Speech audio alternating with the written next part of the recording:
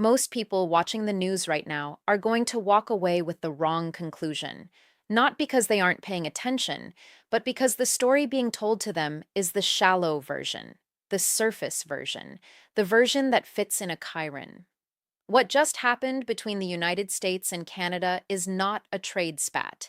It is not diplomatic theater. It is not two governments posturing before they shake hands behind closed doors. What just happened is a crack in the foundation of the most important bilateral relationship on the planet. And if you understand what that relationship actually is, what it took to build, what it rests on, and what it means when it starts to fracture, then you understand why this moment deserves far more serious attention than it is getting. Let me give you the real story, because the real story always matters more than the fast one. For the better part of a century, the United States and Canada have operated less like two separate countries and more like a single integrated civilization with a border running through the middle of it. That is not poetic language. That is a structural reality. NORAD, the Joint Aerospace Defense Command, means that American and Canadian military assets defend the same airspace, together in real time. When a threat approaches North America, it doesn't approach one country and then the other. It approaches both simultaneously, and both respond as one. That is not a trade arrangement. That is shared defense of shared existence. The economic integration runs just as deep. Nearly $2 trillion in goods and services cross that border every year. A single automobile manufactured in North America may cross the US-Canada border 6 or 7 times before it's a finished product. Supply chains, factories, workforces, all built on the assumption of seamless, predictable, rules-based exchange. That assumption didn't happen by accident.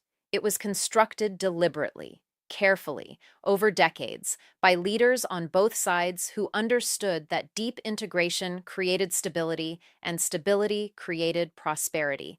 That is what was sitting on the table. That is what is now at risk. Here is what changed. Over recent months, the pressure being applied to Canada escalated in a way that crossed a qualitative line. It began with tariff threats, significant ones, 25% across the board, on goods that have flowed freely across that border for generations. That alone was jarring. But then the language shifted. It was no longer about trade balances or economic fairness. It became about sovereignty.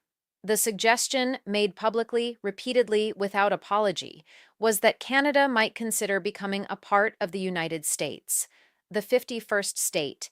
Now, you can call that a negotiating tactic. You can call it bluster. But I want you to think carefully about what it communicates when the most powerful nation on earth tells its closest neighbor and oldest ally that it views that country as something to be absorbed rather than respected. That is not a hard bargain. That is a statement about how one party sees the other. And Canada heard it. Every Canadian heard it. The response from Canada's government was not a quiet diplomatic protest filed through back channels. It was a clear, public, unambiguous declaration. Canada is not for sale, not today, not under any circumstances. And the world watched. Now here's where most of the analysis goes wrong. The dominant framing is that this is an emotional overreaction to tough negotiating, that everyone will cool down, return to the table, and reach a deal. And maybe in narrow transactional terms, some version of that happens. Maybe some tariffs get adjusted, maybe the language softens, but that framing completely misses what was actually damaged. Because what months of escalating threats and sovereignty rhetoric did was force Canada into a choice it should never have been forced to make, a choice between accommodation and dignity. And when a proud, democratic nation of nearly 40 million people, a founding NATO member, a country that has stood beside the United States in every major conflict of the modern era, when that nation is pushed to that choice and it chooses dignity without hesitation, you have lost something that cannot be recovered with a phone call. You have lost trust. And in the architecture of international alliances, trust is not a soft commodity. It is not sentiment. It is the foundational infrastructure that makes every treaty, every defense arrangement, every security commitment actually function. Without it, the words on paper are just words. Because when the real crisis comes, and it always comes, what determines whether allies stand together or apart is not the legal text of any agreement. It is whether they believe in each other. That belief is now damaged.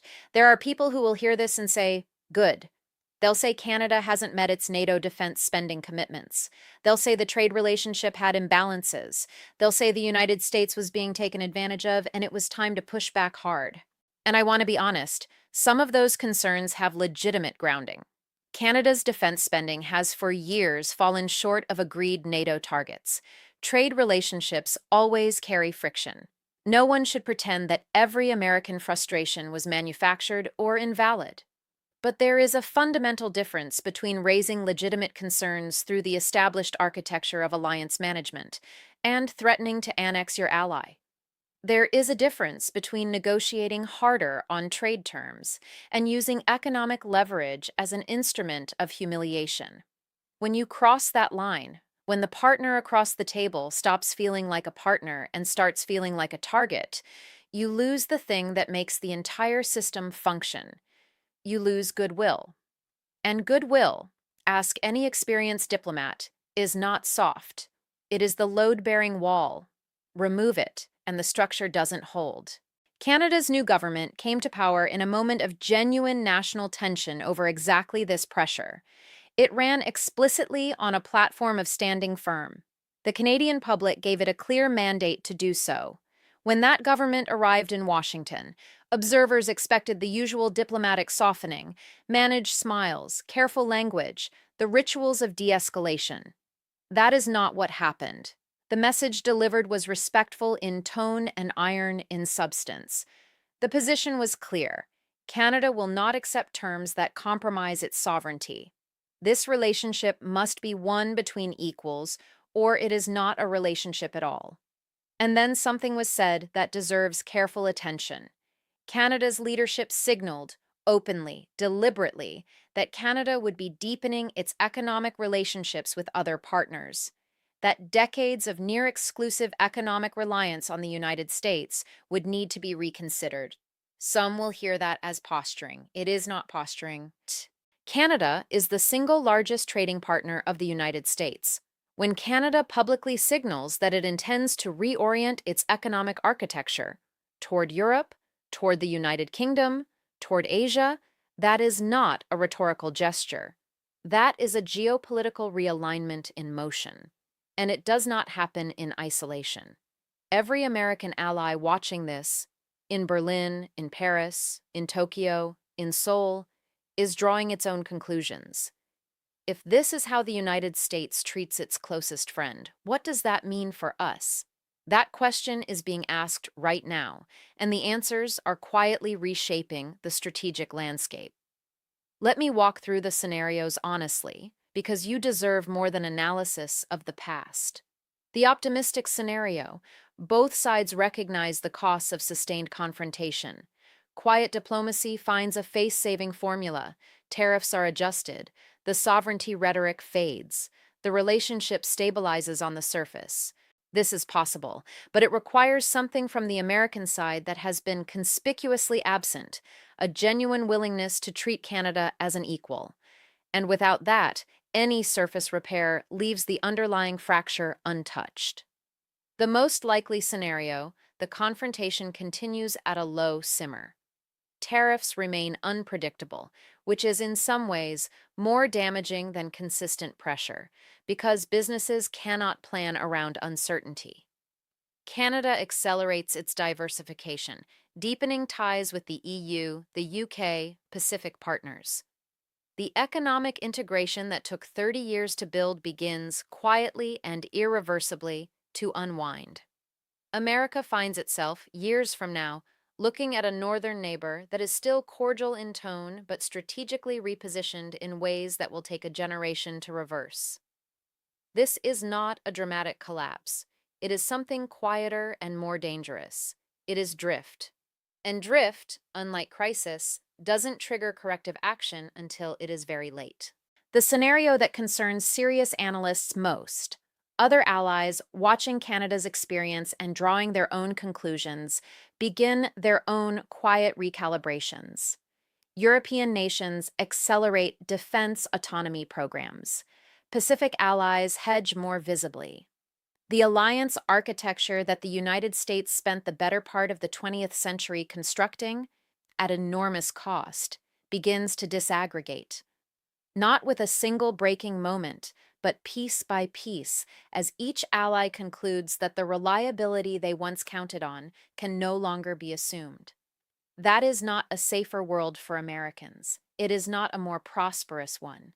It is a world in which American security is more expensive to maintain and American influence has less reach, and it was entirely avoidable. The escalation scenario. Economic pressure continues, rhetoric intensifies. Canada responds with countermeasures of its own, which it has already begun signaling. The result is a genuine trade war between the two most economically integrated nations on Earth. The consequences are not abstract. They are felt at the pump, in the grocery store, on the factory floor, in the automotive sector, in agriculture.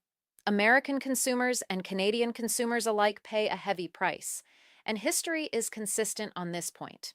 Trade wars between deeply integrated economies almost never produce the outcomes their architects intended. They produce pain, resentment, and political conditions that make resolution harder. There is something larger at stake here that tends to get lost in the daily noise. For most of the past century, the United States held something that no military budget could purchase: the ability to make other nations want to align with it.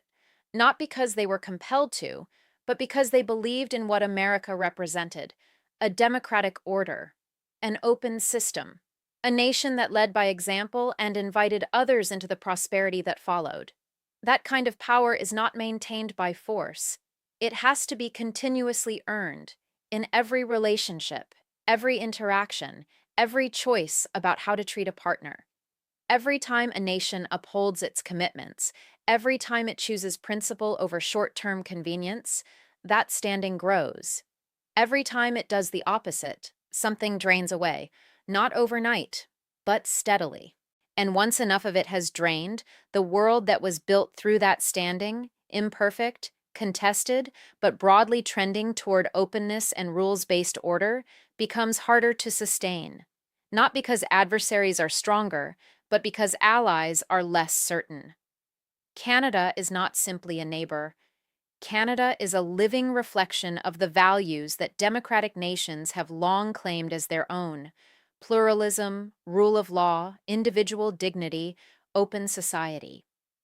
When you treat Canada's leadership as subordinate rather than equal, when you use the language of acquisition toward a free and sovereign people, you are not demonstrating strength. You are signaling that the values you claim are conditional, that they apply when convenient and are set aside when they're not. The world notices. It always notices. Here is the honest bottom line. What happened with Canada is not the end of anything. Not yet.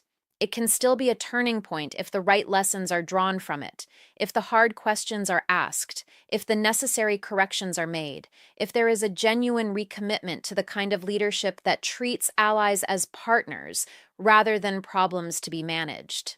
The architecture of Western alliance did not build itself.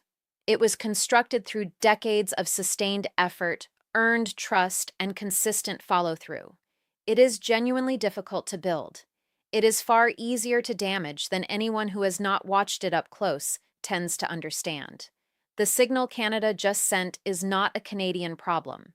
It is a signal, clear, urgent, and important, that something in the approach to America's closest relationships needs honest examination. The window for course correction does not stay open indefinitely, but it is open now. The real measure of foreign policy is never how it plays in a given news cycle. It is what it leaves behind: the relationships protected, the commitments honored, the trust maintained or squandered. Those are the things that determine whether a nation, 50 years from now, is still the one the world looks to, or whether it traded that inheritance away for something far smaller. The choice is still being made, which is why this moment matters.